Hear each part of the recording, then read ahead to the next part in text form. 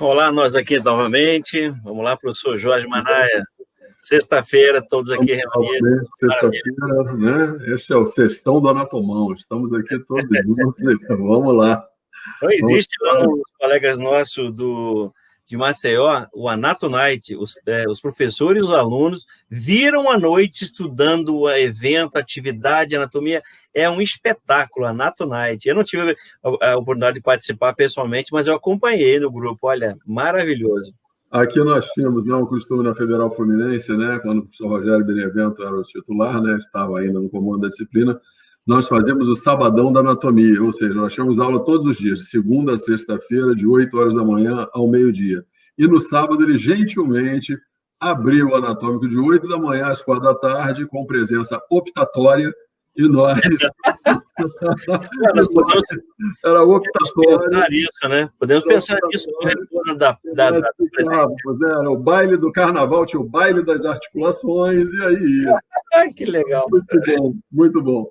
Mas queremos agora convidar a doutora Valéria Fazan, certo? É médica com mestrado em morfologia e doutorado em neurologia, professora associada da Faculdade de Medicina de Ribeirão Preto, bolsista de produtividade em pesquisa, CNPq de 2, membro da SBA, da American Association of Clinical Anatomists e da Sociedade Brasileira de Neurociências e Comportamento, certo? Então, seja bem-vinda, professora doutora Valéria. Muito obrigada.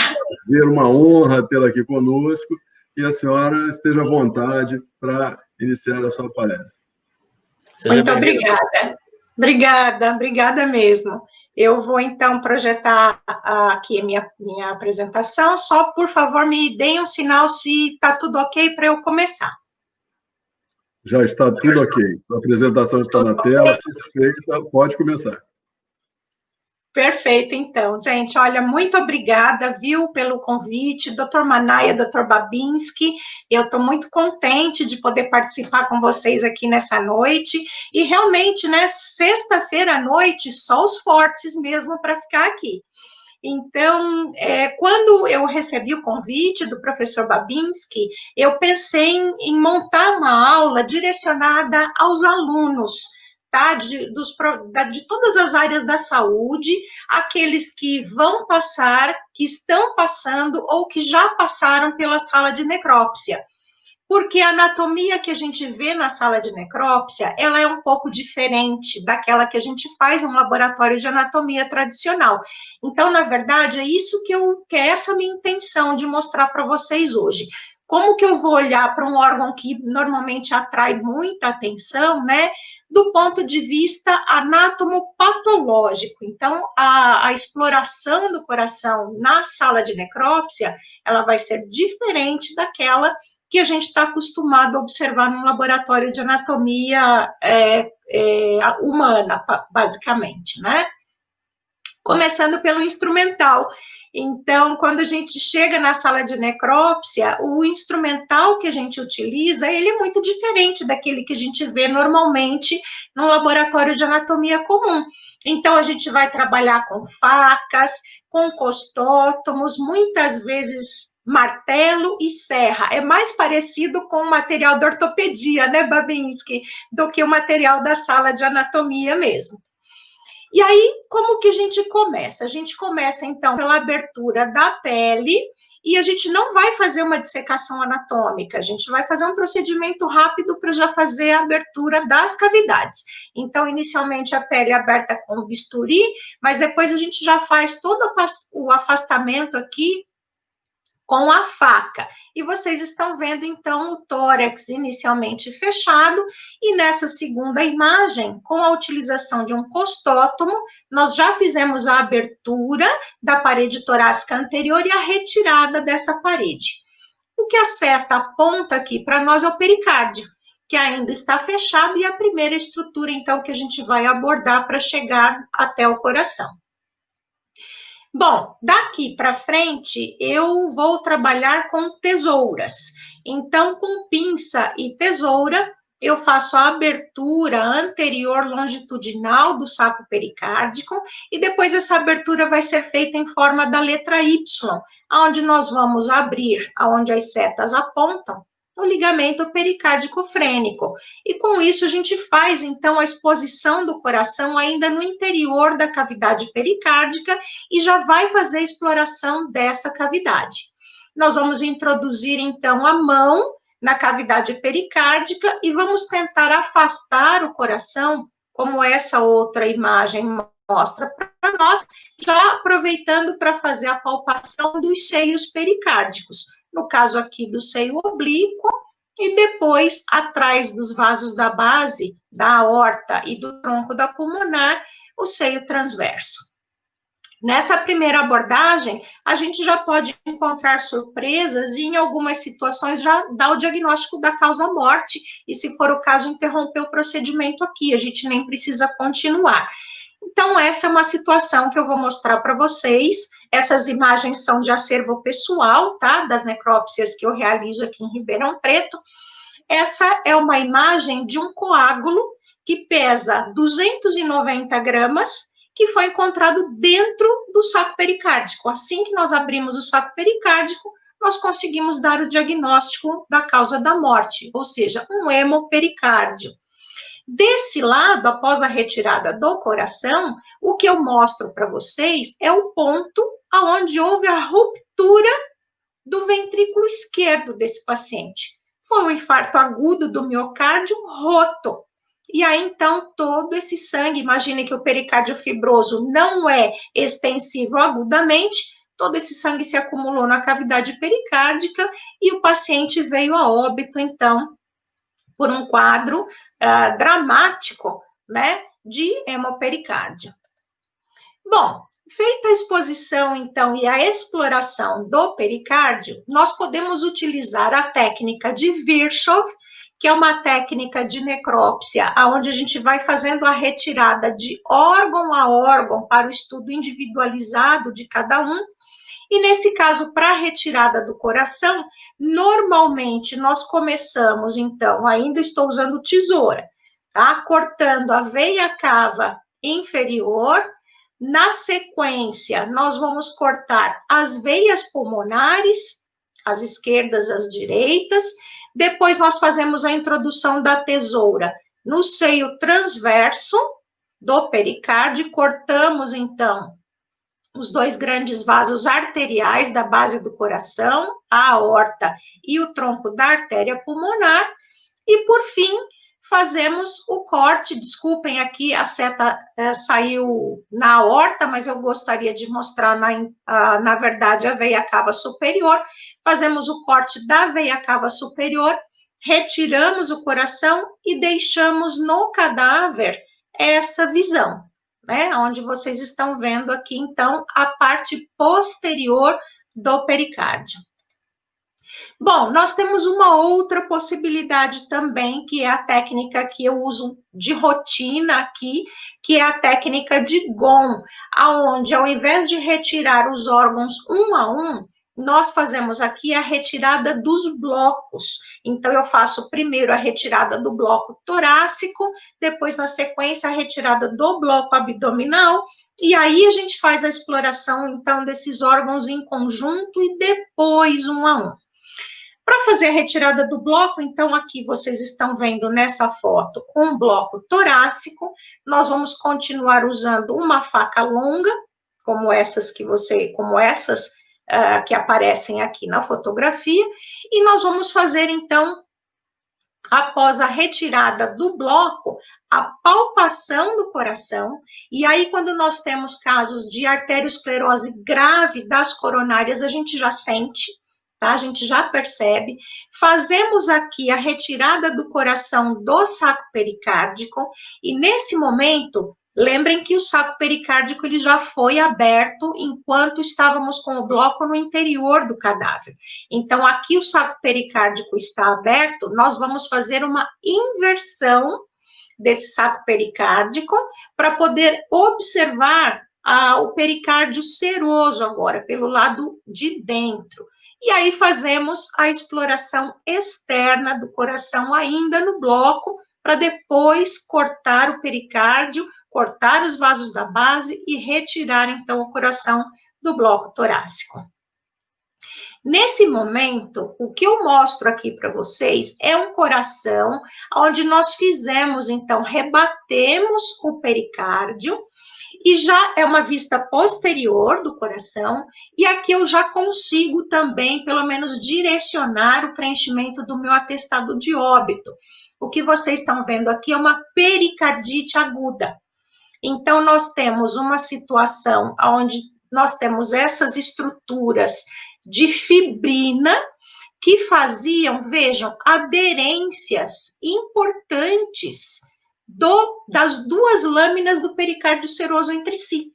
Então, nesse caso de uma pericardite, vocês estão vendo aqui na ponta da seta azul clara petequias, nós temos uma situação de inflamação aguda importante aqui e, claro, né, depois com o complemento de todo o restante da necrópsia, muito provavelmente esse caso ele fica fechado no diagnóstico de pericardite aguda e uma insuficiência aguda do miocárdio por uma pericardite constrictiva, ou seja, que vai fazendo a constricção do coração no interior da cavidade pericárdica, impedindo, então, que esse coração se encha adequadamente durante a diástole.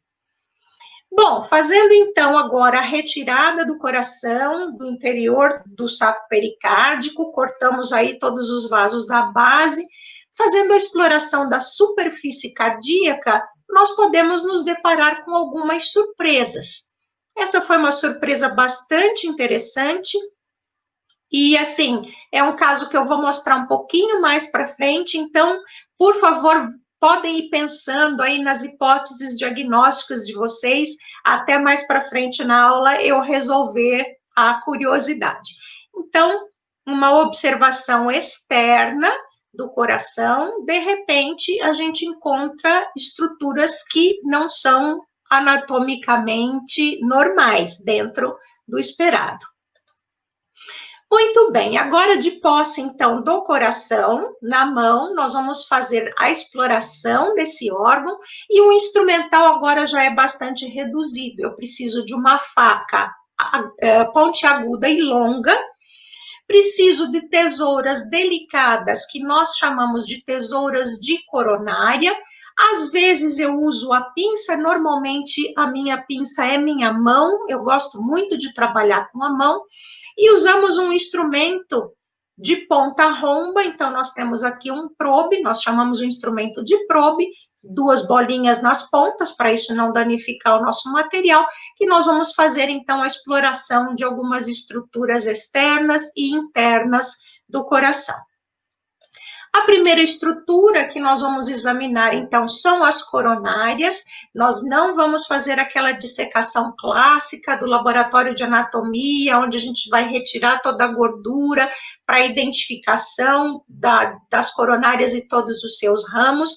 Na verdade, nós vamos buscar obstrução ou arteriosclerose nesses vasos, e aí com o probe, esse instrumento, nós vamos buscar, então, os ósteos das artérias coronárias, fazemos a introdução do probe nessas artérias para percepção de se essas artérias estão pérvias ou não, e depois, com a tesoura, acompanhando o trajeto do probe, a gente vai fazendo, então, a abertura dessas coronárias. E aí eu mostro aqui para vocês a artéria interventricular anterior aberta, pérvia, tá? Não temos aqui placa de arteriosclerose nenhuma. Vejam que nós temos aqui, inclusive, os furinhos de ramos que saem profundamente em direção ao miocárdio a partir dessa artéria. Fazemos, então, a exploração das coronárias e partimos agora para a exploração das estruturas internas do coração.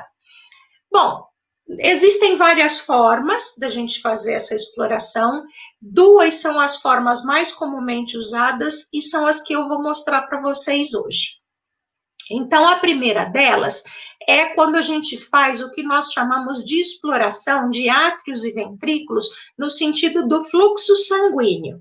E para isso, eu só preciso da faca longa e de ponta afiada.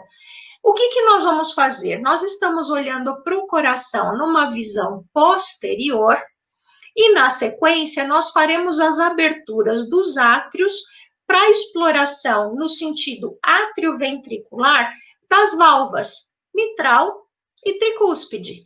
E aí, então, fazemos para abertura do átrio esquerdo, nós passamos a faca de um ósteo, de uma veia pulmonar superior, até o ósteo da outra veia pulmonar superior, tanto faz se é da direita para a esquerda ou da esquerda para a direita, e conseguimos uma abertura desse tipo para exploração de átrio esquerdo e válvula átrio-ventricular esquerda, no caso, a mitral.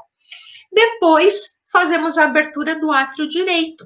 E aí nós vamos entrar, então, com a faca no sentido longitudinal agora, de uma veia cava a outra, tanto faz se é da superior para inferior ou vice-versa, e aí fazemos, então, a abertura do átrio direito, explorando o interior desse átrio e observando a válvula átrio-ventricular direita, no caso, a tricúspide. Com aquele probe que eu mostrei para vocês para a exploração das coronárias, nesse caso aqui, com um átrio aberto ou os dois átrios abertos, nós podemos fazer a exploração do septo interatrial e buscar se existe aí o forame oval pérvio. Essa é uma das possibilidades que nós podemos encontrar na sala de patologia. Muito bem, feita a abertura dos átrios, nós vamos relembrar rapidamente, então, a direção do fluxo sanguíneo, e é exatamente nesse sentido que nós vamos continuar utilizando a faca, fazendo agora a abertura dos ventrículos. Então, inicialmente, nós vamos fazer a abertura dos ventrículos no sentido da diástole, ou seja, de átrio para ventrículo, tanto do lado direito quanto do lado esquerdo. E para que a gente faça essa abertura, nós vamos introduzir a faca do átrio para o ventrículo, passando pelas válvulas atrioventriculares e apontando agora o fio da faca para posterior. E aí nós conseguimos, então, fazer uma ampla abertura dos ventrículos e exploração das válvulas atrioventriculares. Na sequência, nós vamos continuar agora a abertura desses ventrículos, só que no sentido do fluxo da sístole. Então, do ventrículo direito em direção agora ao tronco da artéria pulmonar e do ventrículo esquerdo agora em direção à aorta. Como que nós vamos fazer isso? Nós vamos introduzir a faca a partir desses dois grandes vasos arteriais da base, sendo que, para o lado direito, nós introduzimos a faca agora no tronco da artéria pulmonar, a faca agora apontada para anterior, e nós vamos fazer o corte na região do cone arterial. E fazemos, então, a abertura agora da artéria e visualizamos as válvulas, agora, no caso, a válvula pulmonar.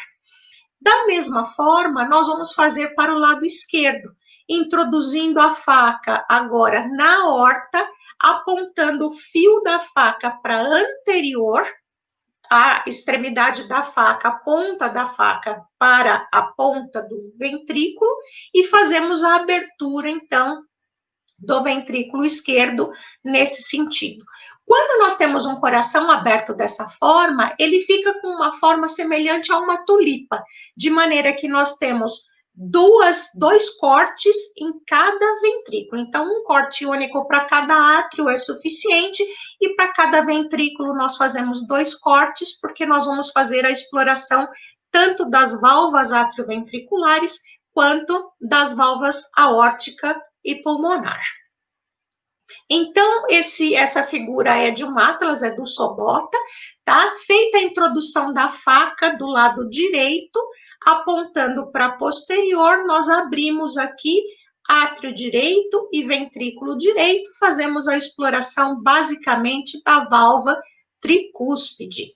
E da mesma forma, agora fazendo a exploração do átrio esquerdo, apontando a faca, então, de átrio para ventrículo também, para a parede posterior do ventrículo, nós fazemos agora a abertura e a exploração da válvula mitral. Essa figura mostra para gente como que ficou o corte do ventrículo esquerdo depois que eu fiz, então, os cortes no sentido do fluxo sanguíneo.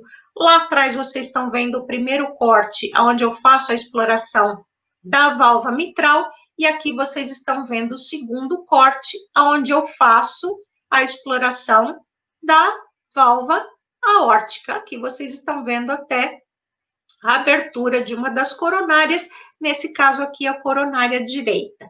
Eu já mostro aqui para vocês uma imagem do nosso acervo, aonde depois de uma abertura como essa, eu gostaria que vocês prestassem bastante atenção na textura da parede dessa aorta. Nós temos aqui uma arteriosclerose severa nesse paciente, e as setas apontam um infarto antigo do miocárdio, bem na região do ápice do ventrículo esquerdo. Então, mesmo que esses cortes sejam para a gente dar um pouco mais de atenção para as válvulas, muitas vezes a gente já vai encontrando aqui outras situações, né, outras patologias que a gente pode depois usar para o nosso diagnóstico final. Bom, e aqui? Aqui aquele coração que eu mostrei para vocês que tinha uma coisa estranha, quando nós fizemos o exame externo do coração, e agora então partimos para os cortes. Vocês estão vendo aqui átrio esquerdo aberto, a válvula átrio-ventricular do lado esquerdo, os músculos papilares, as cordoalhas tendíneas, e aqui essa estrutura que se mostrou dessa forma para nós é um aneurisma de ponta. Essa estrutura é característica da doença de Chagas. E quando eu encontro um aneurisma de ponta dessa forma, não existe outra situação, outro diagnóstico para esse coração que não seja a doença de Chagas. Eu já aproveito para chamar a atenção de vocês para a espessura desse ventrículo esquerdo, gente. Ele lembra muito mais um ventrículo direito. Esse coração tem uma miocardiopatia dilatada importante, além do aneurisma de ponta, e são situações de doença de Chagas. Bom, mas não é só essa forma, né, da abertura no sentido do fluxo sanguíneo que nós utilizamos para examinar o coração.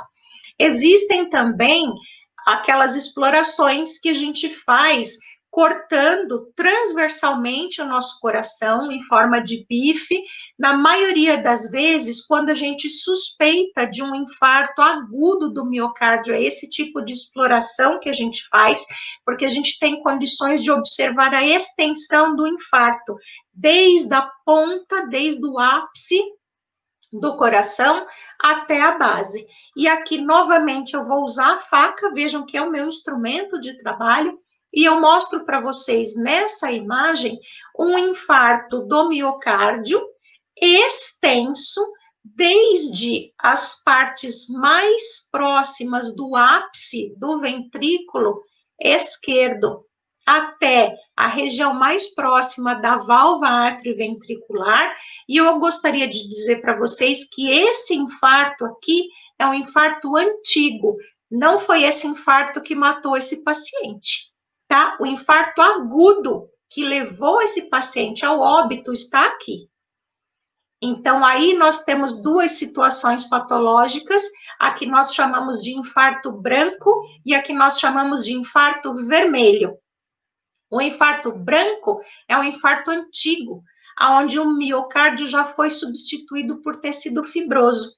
E o infarto vermelho é o infarto agudo, onde nesse momento aqui faltou sangue agudamente para essa região e esse miocárdio sofreu agudamente com a falta de oxigênio. É o chamado, então, infarto vermelho.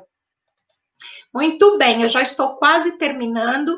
Nessa figura, nessa fotografia, eu mostro para vocês que é muito fácil da gente identificar uma hipertrofia cardíaca importante quando a gente faz esses cortes transversais do coração.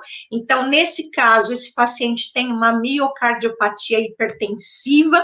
Vejam que praticamente não existe luz no interior do ventrículo esquerdo desse coração. E muitas vezes, realizando os cortes transversais para buscar um infarto agudo do miocárdio, nós nos deparamos com uma situação surpresa como essa. Vejam que aqui nós temos ventrículo esquerdo e no interior do ventrículo direito aparece uma estrutura como essa, quando a gente inicialmente tem a impressão de que é um coágulo e quando a gente começa a examinar, palpar e lava esse coágulo, nós vamos perceber que essa estrutura é organizada, é rígida e esse aqui é um trombo. Quando, então, diante dessa situação, eu continuei com a exploração dos outros órgãos da cavidade torácica, no interior da artéria pulmonar, foi isso que eu encontrei. Então, vocês estão vendo aqui um trombo que saiu pela artéria pulmonar e preencheu toda a rede arterial. Aqui vocês estão vendo a artéria pulmonar direita, artéria pulmonar esquerda, e as setas já apontam as artérias lobares. 3 do lado direito, lobo superior, médio e inferior, 2 do lado esquerdo, lobo superior e lobo inferior, e vejam que continuou, o trombo continuou para as artérias segmentares. Esses trombos foram retirados do interior do coração desse paciente. Então, nesse caso aqui, ficamos com o diagnóstico de tromboembolia pulmonar maciça. Bom, eu já terminei, eu não posso deixar de fazer um agradecimento muito especial à Laura Terriaga. A Laura é uma artista plástica e que, de forma muito gentil, se prontificou a me auxiliar na montagem das figuras que eu passei aqui para vocês hoje. Então, tomei a liberdade de deixar o Instagram dela aqui, para que vocês sigam a Laura. Ela tem um interesse muito específico em continuar como ilustradora anatômica.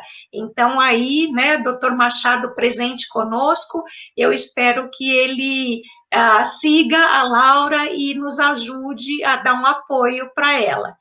E, por fim, gente, eu gostaria demais de agradecer professor Babinski, professor Manaia, pelo convite, pela oportunidade, e diante de uma situação dessas, né, sobra para mim ficar só olhando as fotografias do lindo Rio de Janeiro. Eu espero, numa próxima oportunidade, estar pessoalmente aí com vocês. Muito obrigada, e eu me coloco à disposição, então, para a gente conversar. Professora Valéria, realmente bastante esclarecedora, e me gerou muita saudade, né? Meu formador, professor Rogério Benevento, era patologista, e nos levava para o hospital, para a patologia do Hospital Universitário Antônio Pedro, justamente para acompanhar, né, as necrópsias, as dissecções, né, dos cadáveres, e justamente falava muito nisso, a ressecção por monobloco, como se fazia. Isso me trouxe assim, um saudosismo muito grande, né, do tempo que nós fazíamos isso. A aula foi brilhante, eu estive acompanhando aqui pessoalmente os comentários, né, de todas as pessoas realmente elogiando sua aula o tempo inteiro. Obrigada. Muito da sua apresentação, né? Vou passar aqui uma pergunta para a senhora. Agora, professor Machado, que agora, olha, seja bem-vindo, professor Machado, né? Está aqui agora, provavelmente vai tecer os seus comentários. Está aqui, ó. Marcel Pimenta pergunta: quanto tempo, em média, leva uma necrópsia? Bom, a pergunta é bastante interessante, Marcel. Existem duas formas que a gente costuma fazer aqui em Ribeirão Preto. Então, uma necrópsia completa sem a abertura da cavidade craniana, eu levo cerca de 2 horas.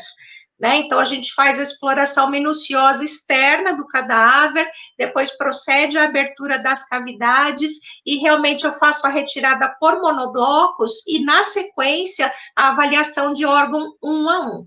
Quando a gente não acha, não encontra nada que justifique a morte nas cavidades, a gente faz a abertura, então, do crânio. Aí eu preciso de pelo menos mais 1 hora. Agora, assim, o meu recorde, né, às vezes o pessoal pergunta, eu já fiquei 8 horas em uma única necrópsia. Era uma necrópsia de uma senhora de 64 anos com síndrome de Guillain-Barré, por dengue. E aí nós fizemos, então, a coleta do encéfalo dos 12 pares de nervos cranianos, de toda a medula espinal, das raízes dos nervos espinais e de todos os nervos periféricos. Então, realmente, assim, trocava o técnico e eu continuava na necrópsia. Foi quase uma neurocirurgia, me lembrou das épocas que eu ficava 14 horas em cirurgia. Então, esse foi meu recorde. Acho que foi o recorde da sala daqui também. O pessoal não gosta muito de lembrar daquela necrópsia, não. Eu usei as 3 mesas da sala simultaneamente. Cara. Né? Paulo, doutora, no caso da técnica de GOM, seria mais fácil para ser laudada uma falência de um órgão causada por uma deformidade de outro órgão próximo? Exemplo, tumor no pulmão que pressione o coração? Com certeza. Com certeza. Então, assim, na verdade, existem as técnicas descritas que a gente procura seguir, mas muitas vezes, quando a gente está diante do cadáver, faz a abertura do corpo, dependendo daquilo que a gente encontra, a gente pode fazer variantes de uma técnica ou outra. Então, assim, quando o cadáver vem já com alguma história para a gente, de alguma doença prévia, normalmente a gente já faz uma necrópsia um pouco mais direcionada, né? Então, as técnicas, elas não são estáticas, elas podem se interligar, mas, assim, aqui a gente mais usa realmente a técnica de GOM. Ela é bastante útil, resolve muito aqui dos nossos problemas, né? Bom, queria passar agora a palavra para o professor Machado. Se quer tecer algum comentário, professor Machado, seja bem-vindo. Aqui a figura é sempre muito bem-vinda. Pode ligar seu microfone, por favor. Parabenizando os palestrantes de hoje, né? Dr. Célio Rodrigues, a minha amiga Thelma Massuco, e você, Valéria. Somos membros da mesma associação também nos Estados Unidos, né? Mas eu só queria dar um recadinho para a artista plástica Laura Babinski. Você tem minha autorização para fornecer o meu e-mail para a colega Valéria, e você pode fornecer, Valéria, por favor, a sua amiga, ela pode se sentir livre para se contactar comigo. Muito obrigada. Então, só peço a ela para, no cabeçalho do e-mail, colocar, né, alguma referência ao seu nome, né? Valéria Fazan. Tá. Okay? Muito obrigada. E será o meu prazer conversar ou discutir alguma coisa desse tipo com ela. Ok? Que bom. Eu fico muito feliz, professor. Muito obrigada. E a Laura também, com certeza. Ok. Essa hora está pulando de alegria, com certeza. Se eu fosse, ela estaria pulando, dando volta. Mas com certeza. Teria infartado. Não, pelo amor de Deus. Não. Se tem uma música do Babi seria boa, exagerado. Né? Nada de infartado. Então, olha, você tem alguma palavra, Babi? Não, gostaria de agradecer a professora Valéria, minha amiga também de longa data, é nossa editora do Brazilian Journal Morphological Science, é uma colega de longa data, e a palestra brilhante sobre uma outra perspectiva, né, a perspectiva, né, da necrópsia. Então, para quem não está acostumado, parece assustar um pouco, os instrumentais são um pouco diferentes, uma faca, né, aquela coisa meio de sexta-feira 13, hoje é sexta-feira, mas não é 13, hoje é 14, então não tem nada a ver com isso, mas é muito interessante, é uma outra perspectiva da anatomia, né, mais próxima do que hoje está sendo proporcionado aí, que é a questão da dissecção em cadáveres frescos, aplicado a curso especialidades, né, médicas, em diversas áreas da saúde. Então, parabéns, professor, excelente. E sempre a necrópsia, eu também gosto de frequentar de vez em quando, não parece, mas eu gosto de frequentar o ML, e eu acompanho a necrópsia, eu vejo muita variação, muita patologia, muita coisa interessante, que aquilo, se tivesse autorização legal para poder levar para a sala de aula, seria maravilhoso, mas com uma questão lógica, jurídica, né, legal, não é possível. Assim, quando é o profissional especializado trabalhando com isso, ele ilustrar sua aula, então imagino que suas aulas devem ser fantásticas aí na USP de Ribeirão Preto. Eu fico imaginando quanta coisa boa que os meninos devem acompanhar. Muito obrigado, professora. Professor Carlos Machado, senhora de casa, o senhor sinta-se à vontade, a hora que quiser participar, pode interromper, tá bom? Ok. Vai autorizar com você. Porque o tema da apresentação dela é da minha área, cardiologia, então... Olha, e uma coisa que me deixa assim, muito feliz, né, observando os comentários dos alunos, uma coisa que me marcou aqui, marcou mesmo, foi impactante, um comentário bem simples. Cada vez mais sei que estou no caminho certo. Isso. Só isso já valeu a pena. Cada vez mais eu tenho a certeza de que eu estou no caminho certo. E isso realmente é o que alegra o nosso coração. Bom, pessoal, temos mais uma palestra agora, depois do intervalo, também fantástica, com o doutor João, professor João. Isso. Ativas, que eu acho que é o que a gente está começando a viver, né? Muito, muito legal. Estamos aqui na expectativa. Professor... Um comentário. Eu li Paulo Alecrim, né? Parabéns para a Laura, na palestra do Dr. Machado. Eu perguntei se teria algum lugar para postar. Todos os alunos, né, que se identifiquem como alunos possam realmente, né, comprovar que são estudantes interessados em ilustração médica ou anatômica em especial. Eu só não deixo disponível aqui em público o meu e-mail, etc., por questões óbvias, né? Mas se comunicarem com a Sociedade de Anatomia do Estado do Rio de Janeiro, né, através do professor Manaia ou professor Babinski, autorizo os dois a fornecerem o e-mail e com a mesma solicitação, que no cabeçalho coloque uma referência, né, ou a SAERJ ou alguns dos professores. Okay? Muito obrigado, professor.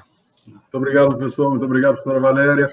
Então, vamos ao intervalo agora de 3 minutos. As perguntas estão lá no Instagram da SAERJ e, em breve, voltaremos com o doutor João Antônio Correia. Até breve.